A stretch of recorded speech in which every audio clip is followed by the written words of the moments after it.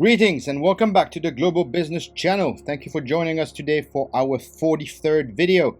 In this one, we'll be discussing the directors with regard to private and public companies by first going over their definition. Second, we will touch upon their roles within an organization. Third, we'll analyze their functions. Fourth, we'll cover their obligations within their roles. And lastly, we shall briefly look into the different types of directors that are prominent within the private and public sectors. We publish weekly videos on topics related to the offshore global business, corporate, financial, and compliance sectors. We encourage you to subscribe to the channel and give this video a thumbs up if you find these topics interesting. Lastly, for ease of reference, all videos are arranged in playlists which we have created on various subject matters, so feel free to browse through them. Without further delay, let's get started with today's video. A company director is a person appointed to manage the affairs of a private or public company. They act as agents of the company and are responsible for ensuring that the company complies with laws and regulations while working to achieve the company's business goals. Directors can be individuals or, in some jurisdictions, legal entities, and their appointment can be done either through election by shareholders or via other mechanisms, such as board nominations. Company directors play a crucial role in the strategic, operational, and financial oversight of a company. Their primary function is to ensure that the company operates in the best interests of its shareholders and other stakeholders, while complying with legal and ethical standards. Let's now analyze four types of such roles. Number one, governance and leadership. Directors are responsible for setting the company's long-term strategy, vision, and values. They provide leadership to the board and executive management team, ensuring clear direction and effective oversight. Number two, fiduciary duty. Directors must act in the best interest of the company, avoiding conflicts of interest and exercising loyalty, care, and skill in their duties. This duty also includes ensuring the company's financial stability and solvency. Number three, risk management. Directors oversee the identification and management of risks that could affect the company's success.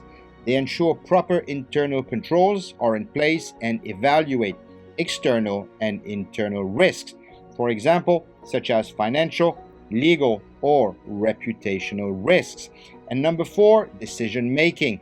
Directors make key decisions regarding the business concerning investments, acquisitions, partnerships, and corporate policies.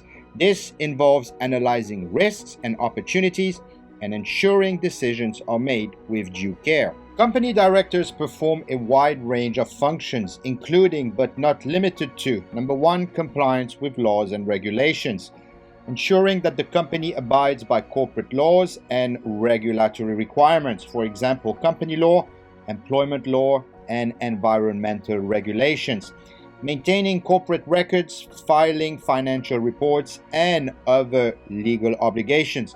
Although this usually falls under the oversight of the company secretary, company directors bear ultimate responsibility for this oversight. Number two, board meetings. Directors, through the company secretary, organize and participate in board meetings where they discuss and approve the company's strategy, financial reports, and other key business decisions. Once again, through the company secretary, they are also responsible for maintaining accurate records of board decisions, otherwise known as minutes of proceedings or resolutions.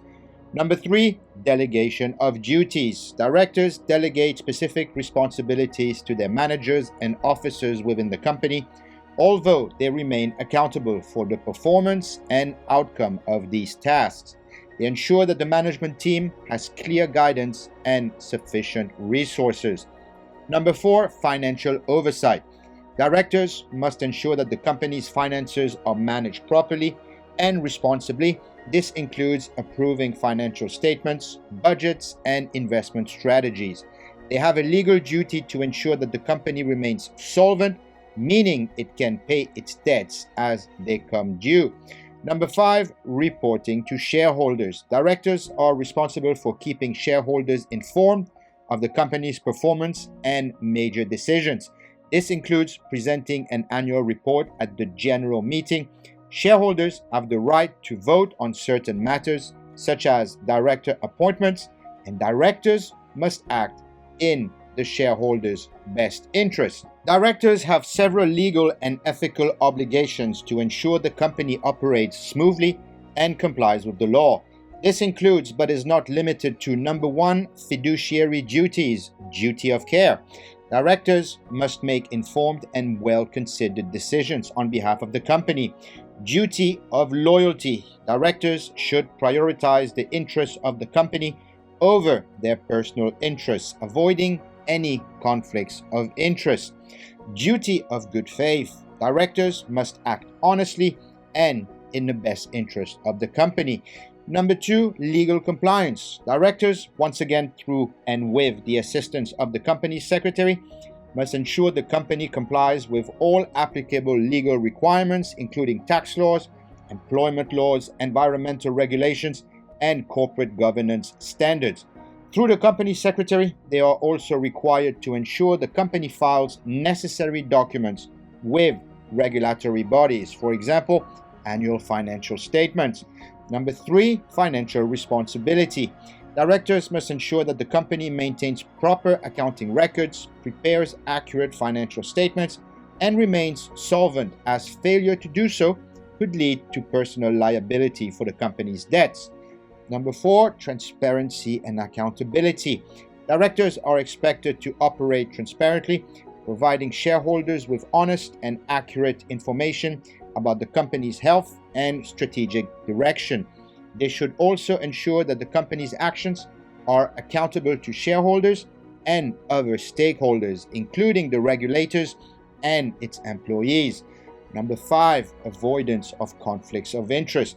Directors must disclose any potential conflicts of interest and refrain from voting on matters where they have a personal interest. Number 6, duty to promote the success of the company. Directors must actively work toward the long-term success of the company. This involves considering the interests of employees, customers, clients, suppliers, and the broader community in their decision-making. There are numerous types of company directors who are appointed to serve various roles and functions within an organization, all of which will be covered in the channel's upcoming videos. But let's take a look at some key ones. Number 1, executive directors. They are usually involved in the daily operations of the company and typically hold managerial roles. Number 2, non-executive directors. They provide independent oversight and help ensure that the board is balancing the interests of shareholders and management. Number 3, independent directors. Those are directors who have no material or financial relationship with the company, ensuring objective decision-making. And number 4, nominee directors, appointed by shareholders or other entities to represent their interest on the board. The role of directors is critical in safeguarding the interests of the company, shareholders, and stakeholders. Their leadership and governance shape the strategic direction and ensure that the company remains legally compliant and financially sound. Lastly, if you live and operate in Mauritius, the relevant sections of the Companies Act 2001 covering director provisions are covered in Part 11. Section 128 defines the meaning of directors and the board. Sections 129 through 131 cover the powers of management, meaning directors. Sections 132 through 142 outline the procedures regarding the appointment and removal of directors. Sections 143 through 146 cover the duties of directors. 147 to 157 outline the types of transactions that would create situations of self-interest for directors. Sections 158 through 162 cover miscellaneous provisions of directors. Section 180 outlines the ratification of certain actions carried out by directors. Section 192 deals with the inspection of company records by directors. Section 317 deals with the liability of directors following the removal of the company from the registrar's registry. Section 330 outlines the penalties for directors failing to comply with the Companies Act. Section 338 outlines procedures for the Mauritian courts to disqualify directors. And finally, Section 347 deals with directors' certificates.